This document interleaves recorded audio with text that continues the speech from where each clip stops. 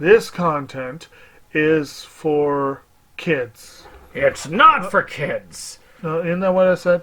No, it's not for kids. If you are 13 years or younger, this is not for you. Do I have to kill somebody in order to actually make that point across? No, man, you don't have to kill no one. Wait a second. Oh, no. We return to our planet. The High Court may well sentence you to torture. He likes movies. We like movies. SeptumSin versus the world. SeptumSin versus the world. SeptumSin versus the world. SeptumSin versus the world. I'd buy that for $1. Greetings, and you're watching another episode of SeptumSin versus the World. I'm SeptumSin, and I'm going to show you what I got.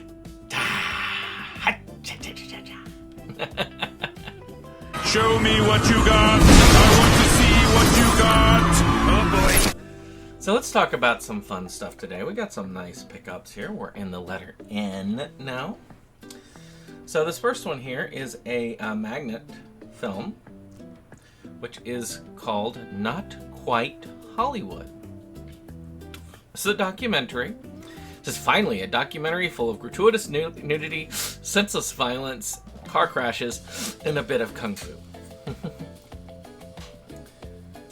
Yeah, it's just that good. Freewheeling sex romps, blood-soaked terror tales, high-octane extravaganzas. Welcome to Not Quite Hollywood, the wild and wonderful story of Ozploitation films. So, you know, that's some fun stuff right there. Ozploitation is pretty cool. I mean, that's where we get the Road Warrior from. We get Mad Max from Ozploitation. Ozploitation, for those of you who don't know, it's Australian films. So, you know, fun stuff there. I have not seen it, but it was probably not very expensive when I got it, and it's worth it getting. Next up on the list is a live event here, which got damaged on the cover, but that's Not the Messiah. Monty Python, Not the Messiah. So you can see, unfortunately, that one got damaged on there. That's alright, I got it at Dollar Tree. In 1979, Monty Python's Life of Brian turned the Bible epic on its head. Now the makers of Spamlot turned classical music on its ear. For Not the Messiah, the comedic masterpiece that combines all the unforgettable humor of Python's most celebrated film with the overblown grandeur of a symphony orchestra. Don't miss your chance to share a one-night-only performance. Now, this is kind of cool. I like these kind of performance things off and on, and I've seen Monty Python live, and it's fun. It's fun to see that. I wish I have seen them live in full, but it is what it is. So this next one, apparently I've seen, which is Alfred Hitchcock's Notorious. I try to get as much Hitchcock as I can. I used to watch it a lot more than I do. There's a lot of suspense and horror and all these kind of cool things that he does, even comedy. So it says, when troubled beauty Alicia Huberman is recruited by American agent T.R. Devlin to infiltrate a German spy ring in post-war Rio, she accepts, but soon finds herself falling in love with Devlin. So, you know, he loves these spy thrillers. I mean, it's got Cary Grant and Ingrid Bergman in it. I mean, amazing chemistry there. I can't wait to watch it again. I'm sure I liked it the first time I watched it. I must not have loved it because I don't remember watching it, but it's open, so I must have done it, or it must have been loose in the case. But with the DVD, when it's loose in the case, I almost always prioritize it. Here's one I got from What Movie One. This one is kind of on the edge of whether I keep it or not. And that is Now Eat the Movie. It's about this guy who kind of is forced to eat human flesh and starts getting a craving for it.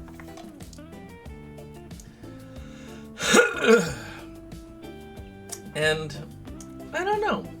I need to watch it again. It wasn't bad. I didn't hate it when I watched it the first time, but it didn't make much of an impression on me. Other than, yeah.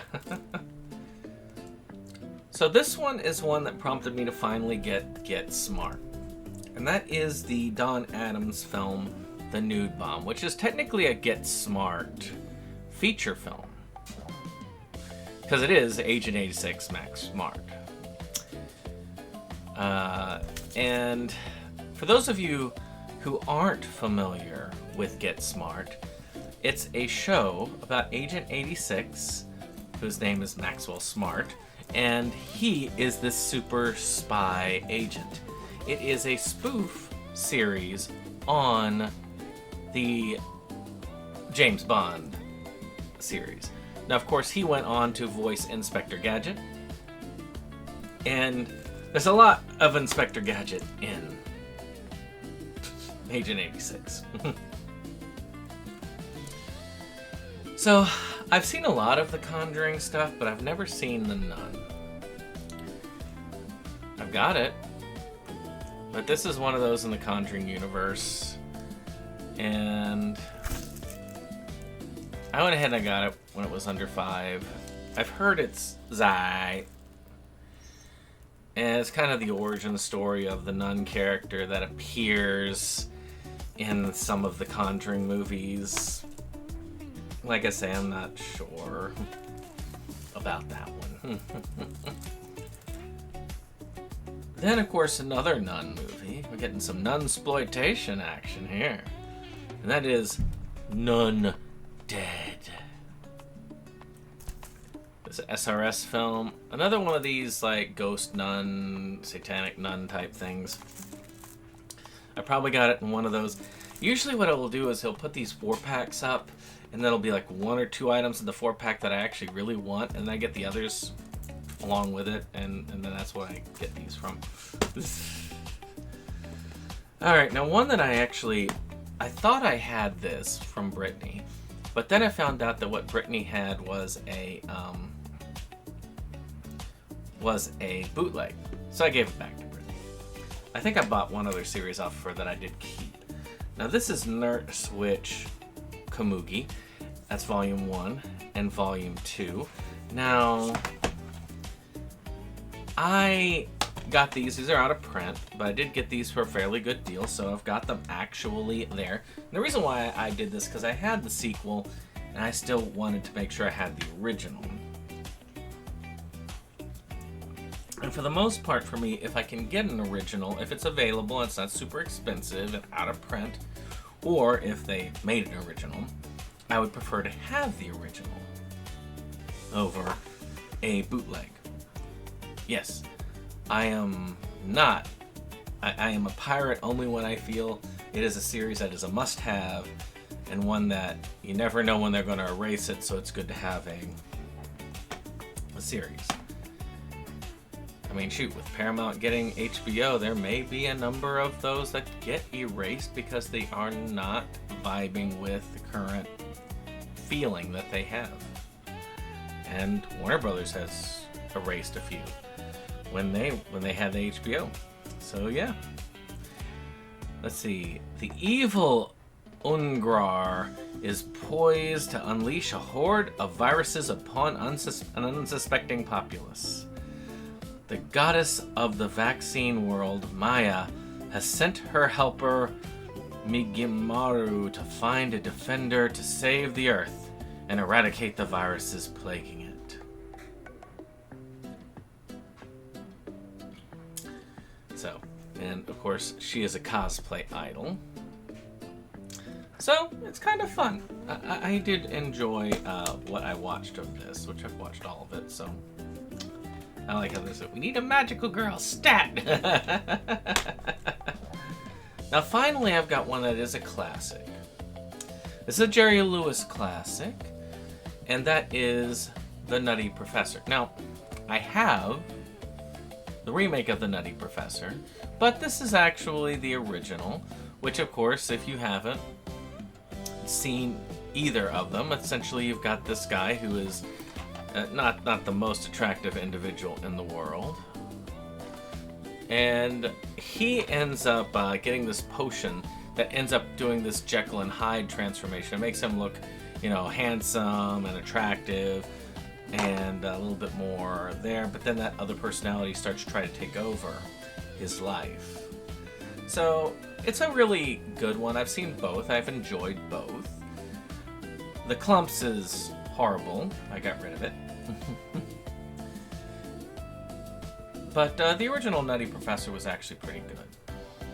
So if you haven't seen it, you should.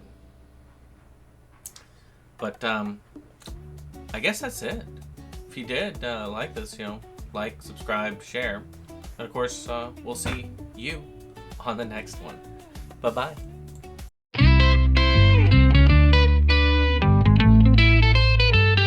SeptumSin versus the world.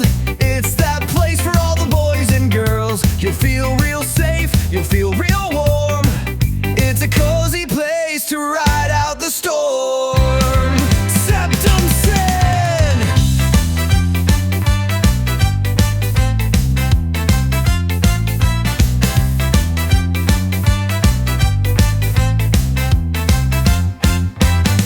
SeptumSin and his best boy Jake see the trends that scare us every day. Physical media is going to the side. Doctor streaming will rule the world in time.